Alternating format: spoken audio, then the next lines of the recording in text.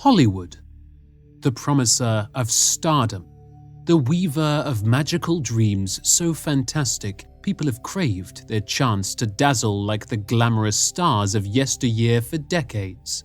But, as we all know only too well, fame, adoration, and immense personal fortune can be a poison chalice that continues to drape a ghostly veil of deceit, desperation, and unbearable disappointment for those whose spirits have been crushed, obliterated by the flamboyant charms of Tinseltown, and even in death, they refuse to leave.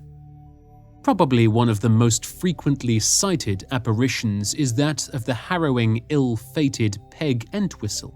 Born Millicent Lillian Entwistle in 1908, Port Talbot, South Wales, Peg's mother passed away when she was very young, prompting her father to relocate with Peg to the inviting shores of America in search of a new start.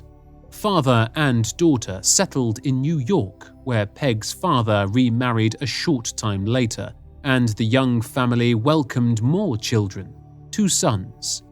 Sadly, disaster shook the family to its core when Peg's father was killed on Park Avenue in a horrific traffic collision. Peg's 2 brothers went to live with their uncle, but this was not Peg's path.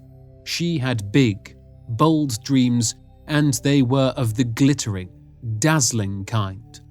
The ravishingly beautiful, highly fawned-over existence exuded by the coveted actress.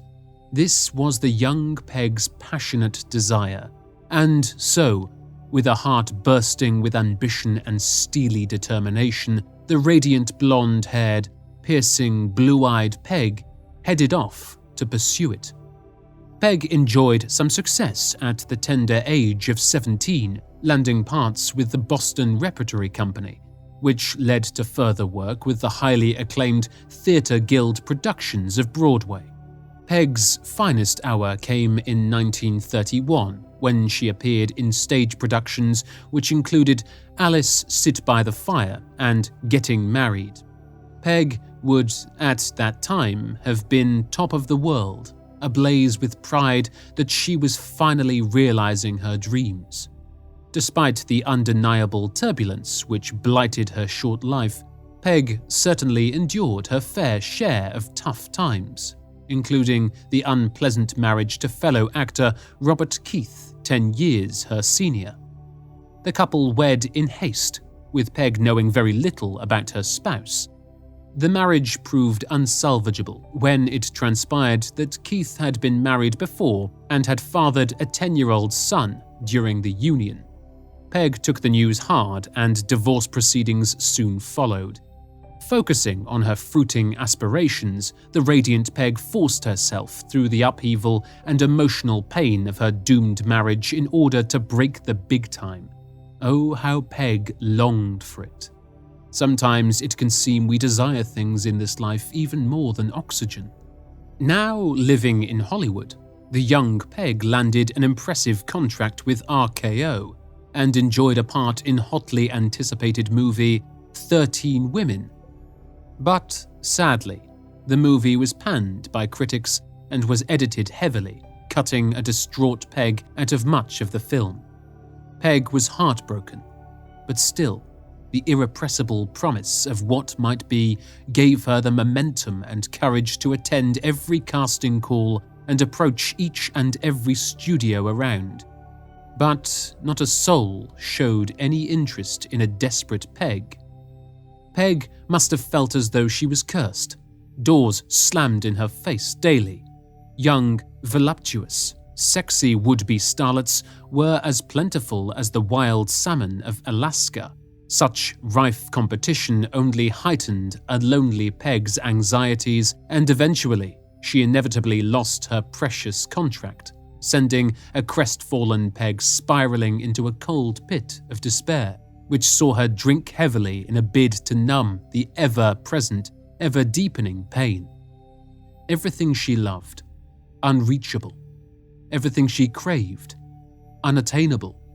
She was given a mere hint, a sniff of success, only to have it cruelly torn away for seemingly no reason. But life's not fair, and with so many obstacles in a remorseless, dismissive industry, where if you're not everybody's darling, you're simply nobody, Peg, in one final dramatic moment, calmly walked up to the famous Hollywood sign. Back then it would have been known as the Hollywood Land sign, removed her coat, and left her bag containing a poignant suicide note on the top of the bag. After climbing the ladder which led to the enormous H, an exhausted, defeated Peg threw herself off, dying instantly. A tragic end for a 24-year-old who dreamed of the big time, yet found only frosty receptions and bitter disappointment and falsities everywhere she turned. Peg's desolating suicide note read, "I am afraid. I am a coward. I am sorry for everything. If I had done this a long time ago, it would have saved a lot of pain. P.E." A truly gut-wrenching end for a lovely young lady whose only crime was wanting something too much, a frequent curse of the Hollywood pull.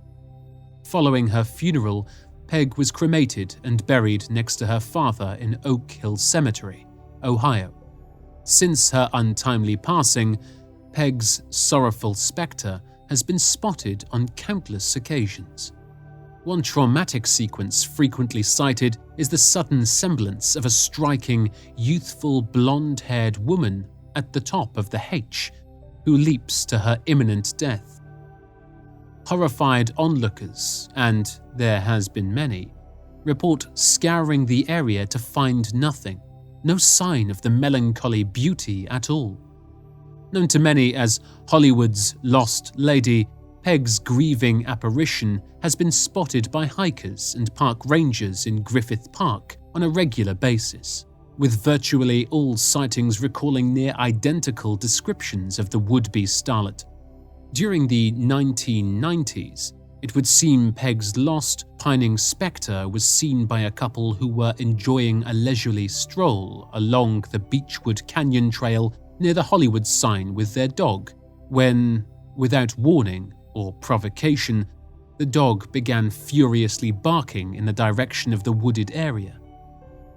At first, the couple were perplexed as what was causing such uncharacteristic behavior in their ordinarily docile dog, when they became aware of a stunning young woman dressed in old-fashioned clothing walking serenely by the trees.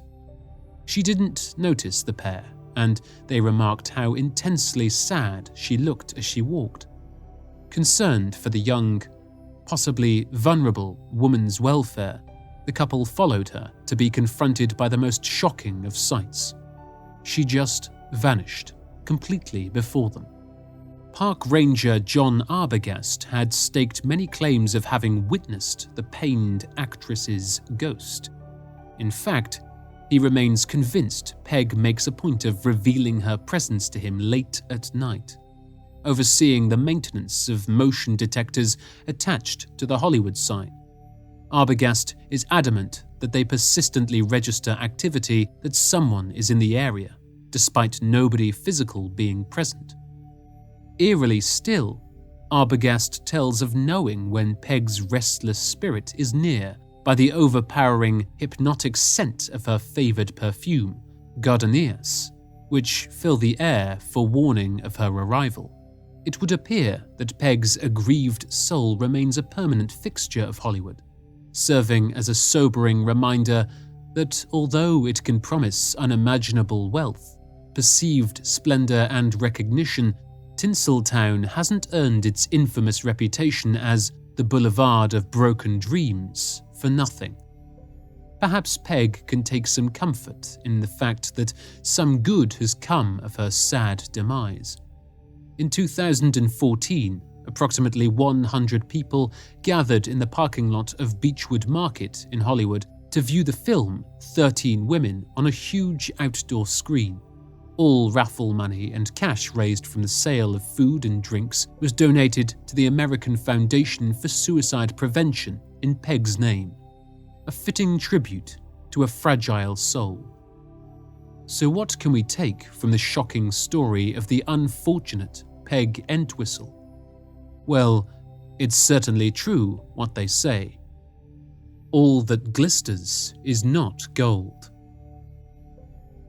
Don't forget to like, subscribe and share, but all the while, don't have nightmares.